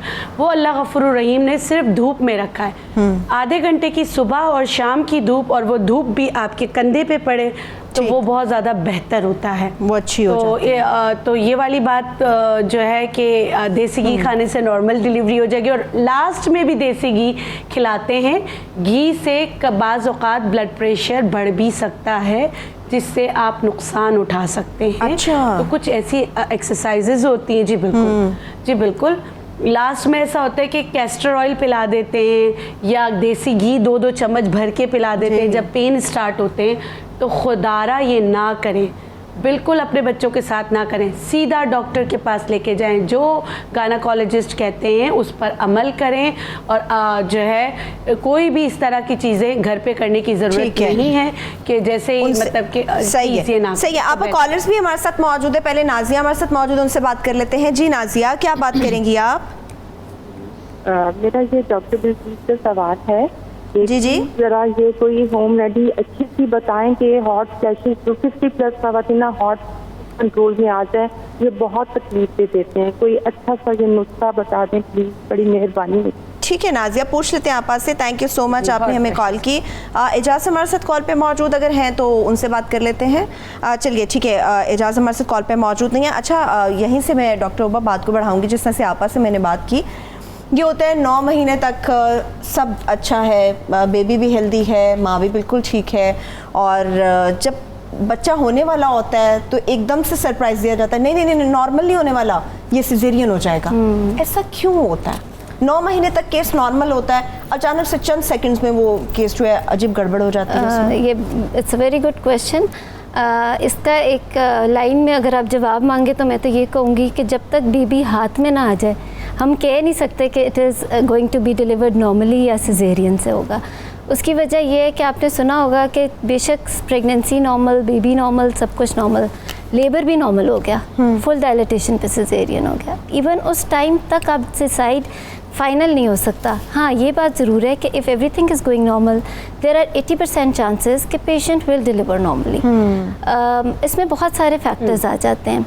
एक आपने बहुत इंपॉर्टेंट पॉइंट रेस किया कि कैस्टर ऑयल पिला देते हैं, जैसे आपा ने कहा कि वो which is absolutely not indicated. बल्कि अब तो लेटेस्ट स्टडीज़ हैं कि अगर कैस्टर ऑयल 3rd ट्राइमेस्टर में आप पिलाते हैं मदर को तो वो फीटल डिस्ट्रेस के चांसेस बढ़ाता है, वो बेबी का मेकोनियम पैसेज के इंसिडेंसेस उसमें ज़्यादा हैं। तो इन चीज़ों से फ़ायदा नहीं, शायद नुकसान अब तो कहते हैं कि ज़्यादा है। हाँ, if patient is physically active, BMI is fine, there are many other factors, तो there are more than 80% chances के, बट अगेन 20% नहीं भी हैं। उसकी वजह ये है कि लेबर जब स्टार्ट होता है तो उसमें बेबी का रिस्पांस, बिकॉज जब नेचुरली पेन्स आती हैं, यूट्राइन मसल्स कॉन्ट्रैक्ट होती हैं, तो वो एक नेचर की तरफ से मैकेनिज़्म होता है कि blood vessels at that time बंद होती हैं। तो how is baby going to respond to that? Mostly बच्चे उसको बहुत अच्छा रिस्पॉन्ड करते हैं because it's a natural mechanism. लेकिन बहुत रेयरली ऐसा हो सकता है जहाँ पे बच्चे की फीटल हार्ट पे प्रॉब्लम हमें लगे। लेकिन इसमें सबसे इम्पॉर्टेंट बात मैं आपको बताती हूँ, जो मेरा अपना भी एक्सपीरियंस है, कि लेबर का जो सक्सेस है या नॉर्मल डिलीवरी के चांसेस डिपेंड बहुत ज़्यादा करते हैं पेशेंट की अपनी साइकोलॉजिकल स्टेट पे। उसने खुद कितना स्टडी किया हुआ लेबर को। एक यंग लड़की है जो प्रेग्नेंट हुई है, जिसने खुशी खुशी 9 महीने वेट किया है कि उसका बेबी आने वाला है, और उसको इतनी ख़तरनाक पेन मिलती हैं। जब पेन स्टार्ट होती हैं तो वो तो शॉक में आ जाती है। उसने तो मतलब अगर उसने स्टडी नहीं किया हुआ, if she doesn't know about contractions, तो एट टाइम्स पेशेंट का भी रिस्पॉन्स ऐसा आना शुरू हो जाता है कि मतलब पेशेंट की तरफ से प्रेशर आना शुरू हो जाता है कि हाँ, मैं साइन भी करने को तैयार हूँ कि इट्स माई विश कि आप कर दें मेरा सिजेरियन। डॉक्टर एक हद तक पेशेंट की कंसेंट के बगैर अगर कर एक्चुअली सकते ही नहीं। ठीक है, आप पेशेंट साइकोलॉजिकली ये 9 माह जो है ना, वो no doubt antenatal care is important, but उसके साथ साथ स्पेशली आखिरी ट्राइमेस्टर लेबर को कैसे लेके चल रहे हैं। Pain relief is not only with epidural is a very good, लेकिन वो आखिरी स्टेप है। स्टार्ट होता है। साथ साथ ले लेती हूँ, हुमैरा हमारे साथ मौजूद है, उनसे पहले बात करते हैं। जी हुमैरा, बात कीजिए। अस्सलाम वालेकुम। जी वालेकुम अस्सलाम। जी सुमेरा बात कर रही हूँ मैं कराची से। जी सुमेरा, बात कीजिए। जी, मैंने डॉक्टर हुमा से पूछना था कि जो है ना, इनके फर्स्ट ट्राइमेस्टर में आप इनके स्टेयर्स पे चढ़ सकते नहीं चढ़ सकते? अच्छा जी, स्टेयर्स पे। इसके अलावा कुछ पूछेंगे? नहीं, और ना मेरे नीचे लोअर साइड पे ना, एब्डोमेन के लोअर साइड पे नीचे पेन हो रहा है, यानी कि ना वो नॉर्मल है या कोई पेनफुल तो नहीं? अच्छा सुमेरा, मुझे ये बताएं, आप स्टेयर्स का पूछिए, स्टेयर्स है कितनी, घर की, ऑफिस के, कितनी ज्यादा स्टेयर्स है, ये भी मैटर करता है। 4th फ्लोर मेरा यानी कि फ्लैट है नीचे, और 4th फ्लोर मेरा ऑफिस का है PIA में। ठीक है, पूछ लेते। थैंक यू सुमेरा, आपने हमें कॉल की। नुशाबा हमारे साथ कॉल पे मौजूद है, उनसे बात कर लेते हैं। जी नुशाबा, बात कीजिए। हेलो, अस्सलाम वालेकुम। वालेकुम अस्सलाम। जी, आपका प्रोग्राम बहुत अच्छा है और खासकर टॉपिक तो माओं के लिए बहुत अच्छा है। बहुत शुक्रिया। मैं डॉक्टर साहब से ये पूछना चाह रही थी कि 2.5 साल पहले मैंने अपनी बेटी की शादी की थी, तो फर्स्ट प्रेगनेंसी में भी 5 माह में उसके बेबी को टर्मिनेट करवाना पड़ा। अच्छा। तीसरी फिर वही स्टॉप हो गई। ये अब सडनली ये 1.5 माह हुआ है, फिर उसके ट्विन से, लेकिन 5 माह में आके उसकी डिलीवरी बिल्कुल ना, एकदम सारा कुछ गड़बड़ हो जाता है। ठीक तो ये इतनी एक टेंशन वाली बात है, यहाँ तक कि हमने UK तक उसका टेस्ट करवाया, उन्होंने कहा ये कजन मैरिज का कोई मसला नहीं, प्लीज डॉक्टर साहब से कहें कि इसके लिए क्या होना चाहिए मुझे कोई। ठीक है नौशाबा, अभी पूछ लेते हैं, आपस से भी पूछ लेते हैं, इस्लामिक लिहाज से भी बात करेंगे, इसके साथ साथ आपकी डाइट कैसी होनी चाहिए, तमाम मामलों पे बात करेंगे, मगर इस छोटी सी ब्रेक के बाद हमारे साथ रहिए।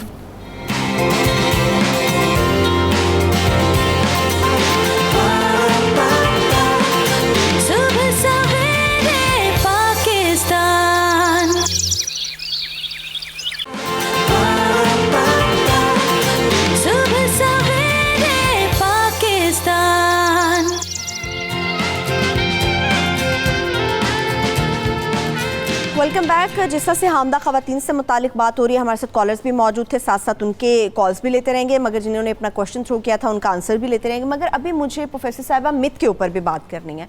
जैसे कब्रिस्तान के करीब से नहीं गुजरना चाहिए हामला ख़वातीन को, जैसे सूरज ग्रहण चांद ग्रहण है उसमें कुछ काटना नहीं चाहिए, अवॉइड करना चाहिए, छुरी को नहीं हाथ लगाना चाहिए।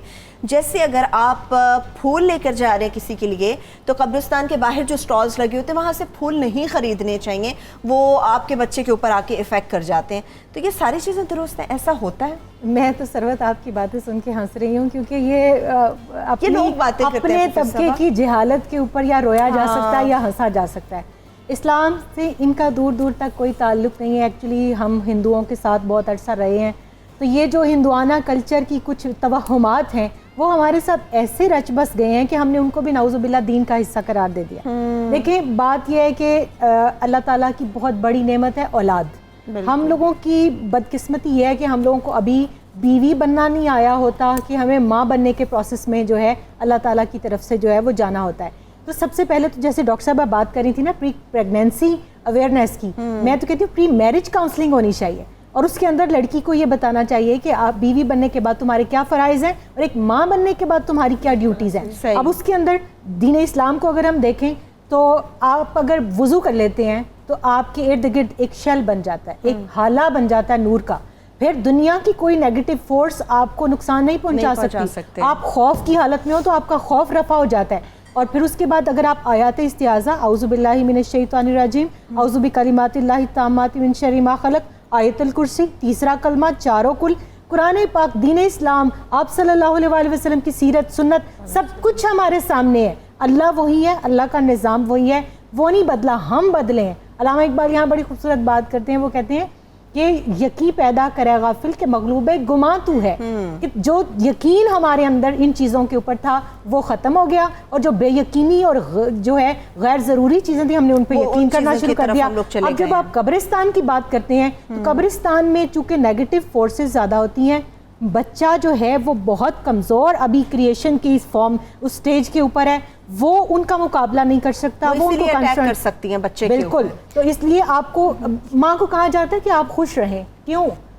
हर रोज़ अपनी बीमारी और बला के लिए सदका देने का हुक्म है, तो मुस्कुराना तो सबसे पहला सदका है। तो जब एक औरत सुबह जागेगी और वो मुस्कुरा के दूसरों को देखेगी, चेंज आए कि वो मुश्किल स्टेज में है। मॉर्निंग में जब ख़वातीन उठती हैं जो फैमिली वे पे हैं, वो नोज़िया और वो इस तरह की कैफियत हो रही होती है, लेकिन फिर भी कोशिश करें तो अगर आप खुश रहें, मुस्कुराएं, तो आप देखेंगे खुद ब खुद आपकी एंजाइटी, डिप्रेशन और नेगेटिव फोर्सेस भी आपसे दूर होंगे। अच्छा सही है। अच्छा आपा साथ साथ मैं कह रही हूँ जवाब भी लेते रहें। एक हमारे साथ कॉलर मौजूद थी नौशाबा, वो परेशान थी अपनी बहू के लिए कि 5 महीने के बाद तकरीबन उनकी जो डिलीवरी है उनकी बहू की, वो कुछ उस तरह की सिचुएशन में चली जाती है कि वो ख़त्म करानी पड़ती है। जी, अगर आपको रेमेडी बता दें और इसके साथ फिर डॉक्टर रूबा से भी पूछेंगे। बिल्कुल मैं बता रही हूँ। जी मैं बता देती हूँ। देखिए उन्होंने जो कहा कि यूके तक उनकी रिपोर्ट्स कराई, तो क्रोमोज़ोम का लास्ट में जब बार बार मिसकैरेजेस होते हैं तो क्रोमोज़ोम का टेस्ट होता है, तो उन्होंने कहा वो टेस्ट भी सही है। तो मेरा नज़रिया नेचुरोपैथी ये कहती है कि जो ये 18 का मसला होता है, हम ये कहते हैं। तो इसमें हम क्या करते हैं कि 2-3 जड़ी बूटियाँ बहुत अहम है। एक तो अनार के फूल और मिस्री। अनार के फूल आप ले लें, जैसे आपने 50 ग्राम लिए, मिस्री आपने 25 ग्राम लिए, इसको आपने पीस लिया, इसी रेशियो से आपने पीस कर रखना है।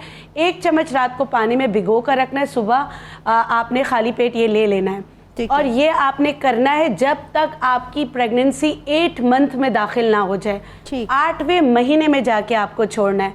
उसके अलावा जब तक आप प्रेग्नेंट नहीं होते, हम एक सच्ची बूटी कहते हैं जिसे हम दमासा बूटी कहते हैं, फिगोनिया, जो पढ़ना चाहे नेट पे जाके पढ़ सकता है।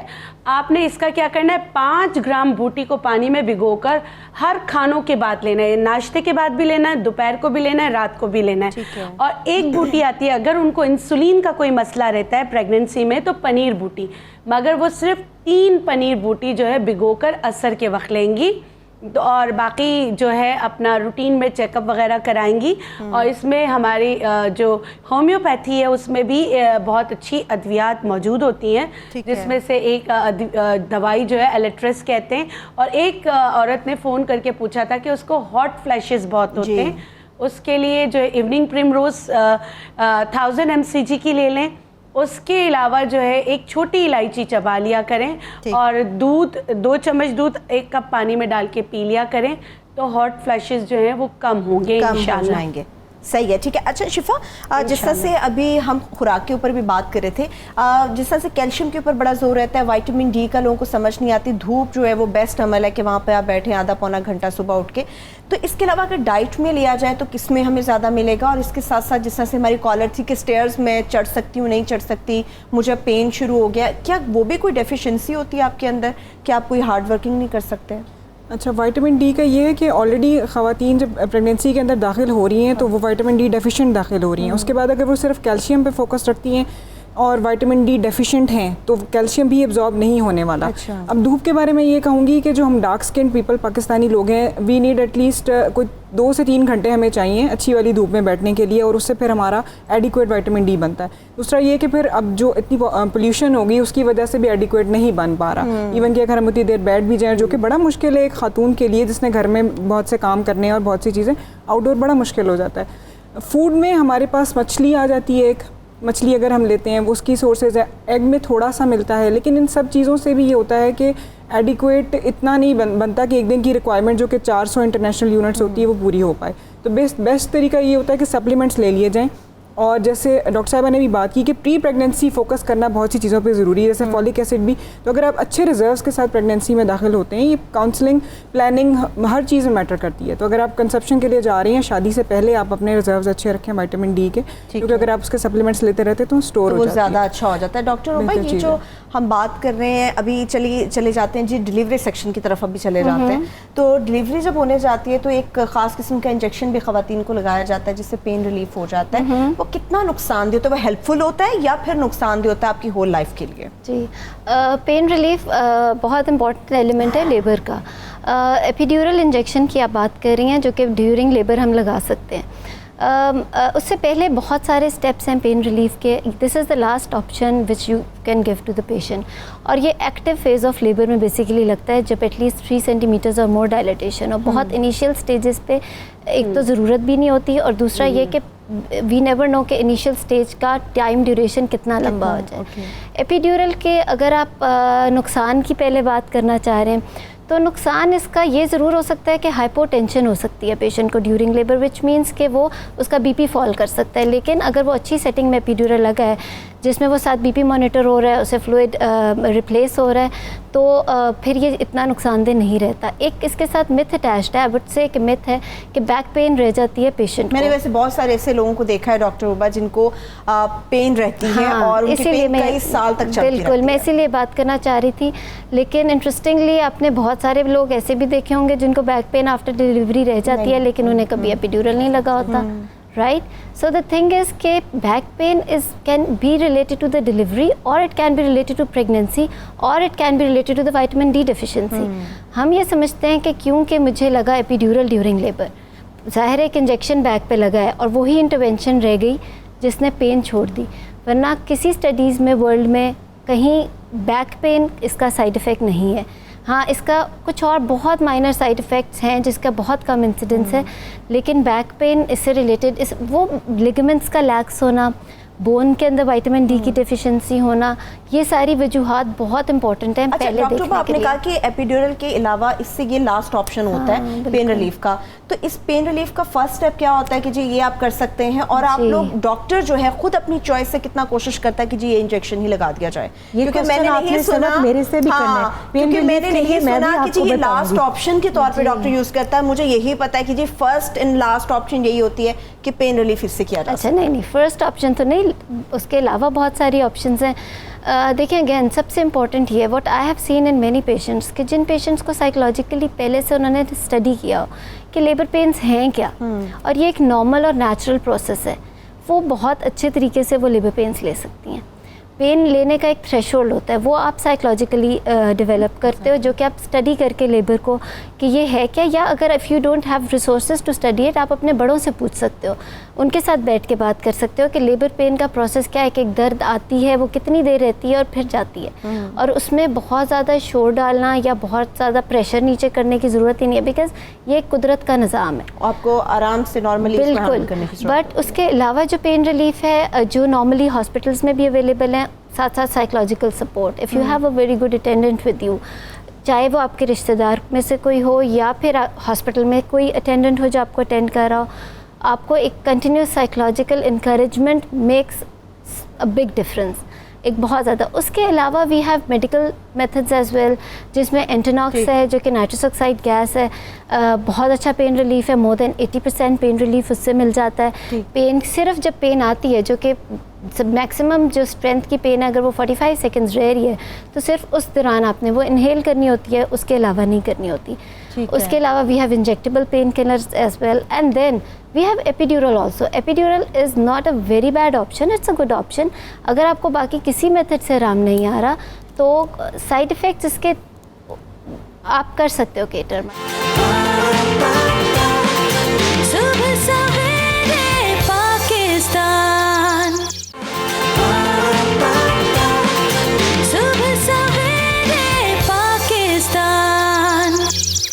आपकी तरफ ही आ जाते हैं, एक तो रिजवाना का ये सवाल और दूसरा मेरे भाई इमरान जो बता रहे हैं कि जी प्रेगनेंसी रुकती नहीं है उनकी मिसेस की, तो क्या करें? देखिए जी, जो मैंने पहले जवाब दिया था वही मेरे भाई के लिए भी है कि जो मैंने बताया था कि दमासा बूटी का बताया, अनार के फूल, और वो रिपीट में देख लेंगे तो उनको समझ आ जाएगा। सेम वही वो भी कर सकते हैं। और तिल जो है, सफ़ेद तिल 1 चम्मच जो है ना, जिनको औलाद नहीं होती, हस्बैंड एंड वाइफ दोनों खा सकते हैं। और ड्यूरिंग प्रेगनेंसी भी 1 टेबल स्पून तिल खाने से ना वो गर्म होता है ना वो ठंडा होता है, कुछ भी नहीं होता है, आप खा सकते हैं। और जैसे आप पेन की बात कर रही थी, तो जो पपीता है वो 9th मंथ जब स्टार्ट हो तो जो जैसे हमारा देसी पपीता जो था, 1 कप पपीता डेली खाया करें, तो उससे फिर जो है आपको कॉन्ट्रैक्शन अच्छे होंगे और आपको जो है पेन जो है वो कम, ये तो नहीं कह सकती, लेकिन डिलीवरी में आसानी होगी। अच्छा आपा, ये जो हमें कैन वगैरह में जो हम पूरा इसका इस्तेमाल भी कर सकते हैं? नहीं कैन में नहीं, देसी पपीता, हाइब्रिड वाला मैं बात नहीं कर रही। वो पपीता जिसको काटने से उसके अंदर बहुत सारे बीज निकलते हैं, वो वाले पपीते की मैं बात कर रही हूँ। और वो पपीता हमें स्टार्ट करना है 9th मंथ जब हमारा स्टार्ट हो, तब हमें स्टार्ट लेना है।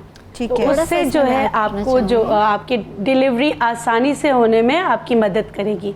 और ड्यूरिंग प्रेगनेंसी जैसे सबने कहा कि क्या खा सकते हैं, तो एक फार्मूला मैंने बनाया हुआ, वो मैं बता देती हूँ। आपने 2 अखरोट, 7 बादाम, 1 चम्मच तिल, 1 चम्मच खोपरा जो है उसको पीस के इसमें मिला लें, और 7 जो है ना खुबानी। ये समझ ले पूरे दिन में आपको खाना है। ये आपका नेचुरल फॉलिक एसिड है और इसमें कैल्शियम भी है। उसके साथ आपने 1 कप जो है, या तो आप 1 कप दही ले लें तो वो बहुत अच्छा है। 5 लोग दूध नहीं पी सकते तो वो 1 कप दही खा सकते हैं।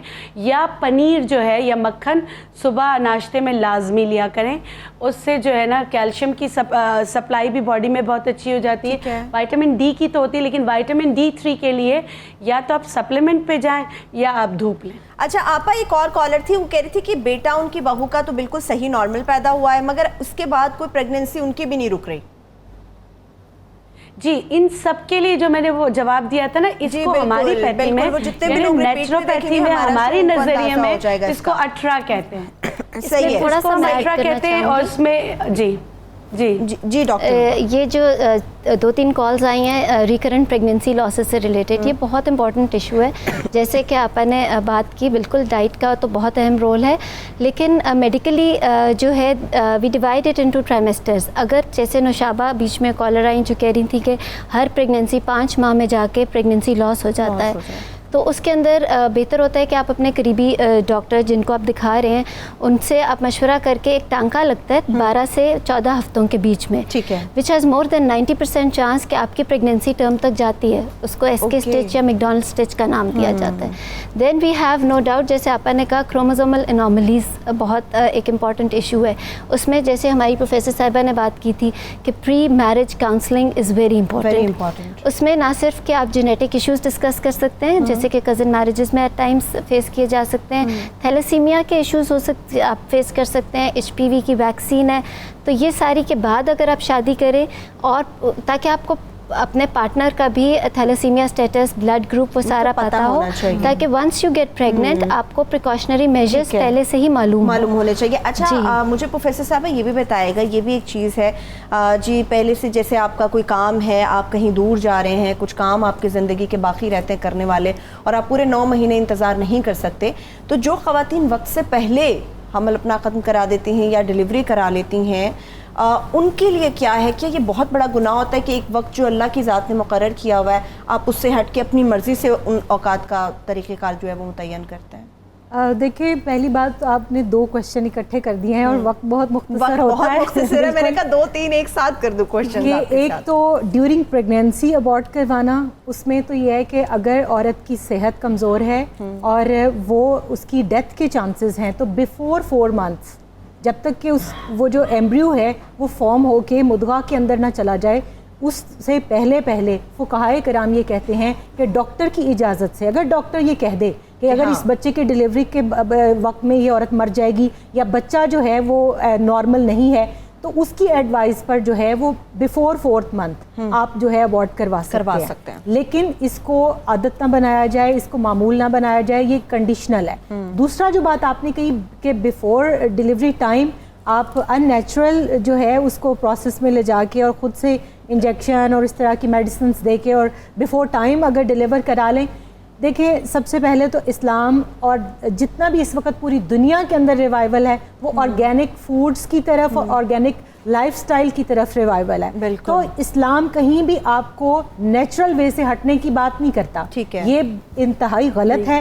अल्लाह ताला के निज़ाम को अपने हाथ में इंसान ने जब लिया वो परेशान हुआ है, ठीक है, उसका फायदा कोई नहीं हुआ, उसका नुकसान हुआ। अच्छा प्रोफेसर साहब, मुझे ये भी आप प्लीज बता दीजिएगा, कुछ लोग जो कहते हैं हमारे घर में पहली औलाद बहुत ज्यादा है और अबॉर्ट पे अबॉर्ट वो कराते चले जाते हैं, कुछ लोग कहते हैं कि जो बच्चे की अभी धड़कन वाज़े नहीं हुई, इस वजह से हमने अपना बच्चा जो है वो ख़त्म करा दिया, इसका भी गुनाह होता है कि आप खुद एहतियात नहीं करते? बेशक गुनाह और है। बार बार एक ज़िंदगी को आप ख़त्म कर रहे हैं। सल्लल्लाहु अलैहि वसल्लम की ज़िंदगी में सहाबा इकराम रिज़वानुल्लाहि अलैहिम अजमाइन से हमें एहतियात के तकाज़ों का सबूत मिलता है, तो आप प्रेगनेंसी की तरफ जाएं ही क्यों? आप प्रिकॉशनरी मेजर्स क्यों ना लेते? ये सरासर इस्लाम ये भी एक मिसकॉन्सेप्ट है कि जी भाई हम मनाफी है नहीं ले कि आप एक औरत को इस चीज़ के ऊपर मना करता है कि वाकई इस्लाम मना करता है? देखिए, आप किसी जिंदगी को बार 2-3 चीज़ों को गड़बड़ कर दिया। इस्लाम हमें प्रिकॉशनरी मेजर्स लेने से मना नहीं करता, लेकिन इंसानी जान का कत्ल, एक इंसान का कत्ल पूरी इंसानियत के कत्ल के मुताबिक है, चाहे वो 7 माह की आपकी प्रेगनेंसी क्यों ना हो। और ये हमें इन 2 चीज़ों को अलग अलग रखना चाहिए। हमने इन दोनों चीज़ों को मिक्सअप कर दिया, और वो औरत भी इंसान है जिसको आप 4 दफा 5 दफा जो है वो तकलीफ के अबॉर्शन करवा रहे हैं, उसके बाद उसका हेल्थ लॉस कितना होता है वो आपको अंदाजा नहीं है।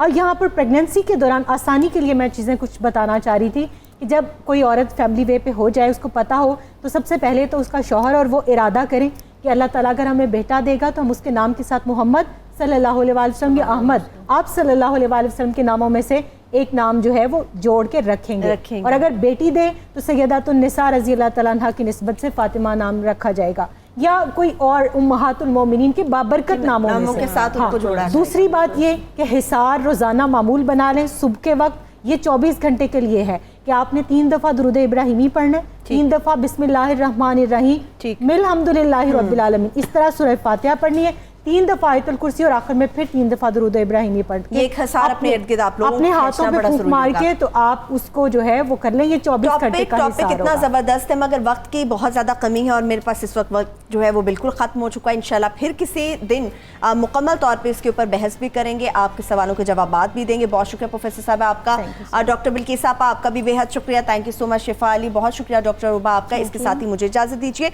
आज के शो का फीडबैक हमें फेसबुक और ट्विटर पर ज़रूर दीजिएगा। अपना बहुत सा ख्याल रखिए। खुदा हाफिज़।